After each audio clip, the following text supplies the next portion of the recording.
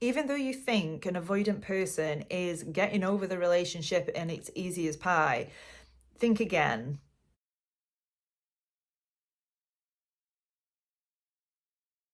Hi, I'm Amy, and welcome to my channel. I'm a certified relationship coach and a manifesting mentor. In today's video, I'm going to explain to you how avoidants deal with breakups. Because if it is that you're on the other end of a breakup with an avoidant person, it can feel really confusing and really traumatic. And they act like it's nothing. They act like they can get over this super easy. But it isn't what you think it is. And different attachment styles process relationship breakups in a very different way. And if it is that you're anxiously attached, yes, you are going to feel the pain at first. But anxious attached people, because they are feeling their feelings, can actually heal and move on from a breakup quite fast. Secure people as well. And the reason is because secure people aren't telling themselves stories about why the relationship ended. Anxious people do, but they tend to come through the tunnel a lot faster than other attachment styles. So when you're looking at fearful avoidance or dismissive avoidance, for example, dismissive avoidant people really do have the hardest time with breakups. And they can go into depression over a breakup. They just don't show you that. So if it is that you're apart from your person or you've just gone through a breakup and they look like they're fine and you're really suffering, I'm hoping that this video gives you a bit of relief and some validation as well, so that you can just stop obsessing over it and focus on yourself, because you deserve your own focus. So when a dismissive avoidant leaves a relationship, or maybe it is that you just got sick of the behavior and you ended the relationship, regardless, when they find themselves in the ending of a relationship, they will go into numbing techniques. And what that might look like is excessive drinking, excessive eating, creature comforts. They will do whatever it takes to try and numb those feelings. It isn't that they don't feel it, it's that they won't allow themselves to go there internally. So what you will find with dismissive avoidance is that they will go through a number of weeks numbing and feeling okay, or telling themselves that they're okay.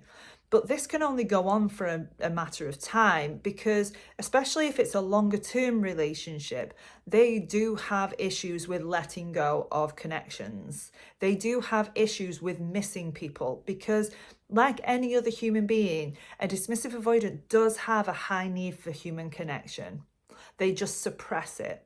So when it is that the numbing techniques aren't working anymore, they have no choice but to start feeling how they feel. They have no choice but to start processing the breakup, and then they will start missing the person and craving that connection, because this is what the dismissive avoidance cycle is.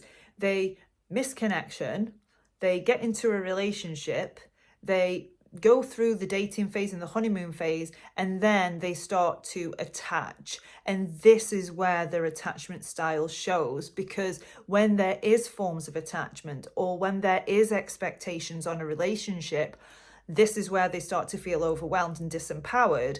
And then they start to resource guard. They can resource guard things like space, for example. And that will appear to their partners as this person's pulling away, which will cause the other partner to start asking questions about it, which will push them even further away. And what this overwhelm shows up as is nitpicking in the relationship, finding faults in their partner that are quite small and resolvable, but making it so it's not a resolvable problem.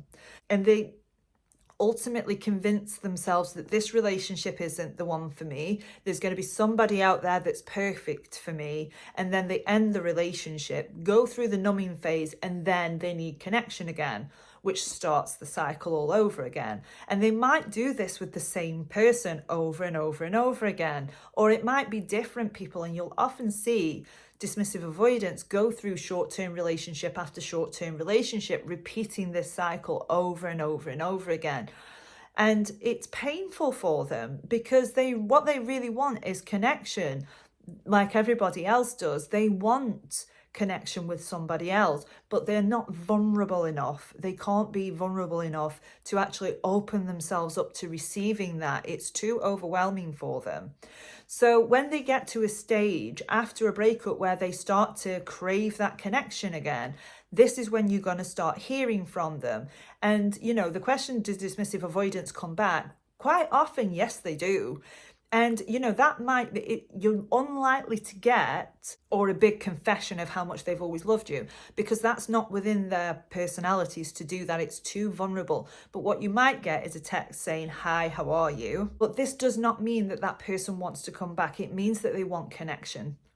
And it's up to you whether you want to give them that connection or not. You are not obliged to take somebody back. And hopefully within that time in the breakup, you've spent your time healing. So you start to know what your boundaries are, what your yeses and nos are, what your standards are, what your cut and runs are. Maybe you've looked at, oh, these were real red flags that I didn't notice at the time, or I made excuses for them. I'm not going to do that again. So I'm not saying that the relationship can't work, but what I am saying is you need to protect yourself first and see that this person's actions match their words. We're not going to just jump back into it because, this person's who I want, and I'm going to ignore everything that's happened so that I can have this relationship, so that I don't feel abandoned, so that I don't feel rejected. Because when an ex texts you back, that's really validating, and I can't deny that it does feel really validating, but that feeling is only temporary. If it is that that person hasn't changed or hasn't grown or hasn't sought help with why they do what they do, then unfortunately there isn't a very good chance that the relationship is going to survive, because you're going to go through that painful cycle over and over and over again. So what I would definitely recommend is working on your own attachment style to become secure, more secure in yourself, so that you can spot these things and so that you are okay letting this relationship go if you need to. And also so that you're not going into imaginal land again, hoping that this person will at some point meet your needs, when in reality, in the present moment, they're not doing that. So I hope you found this video helpful. If you need any help, pop a question below and I will do my best to answer it, and I will see you in the next video.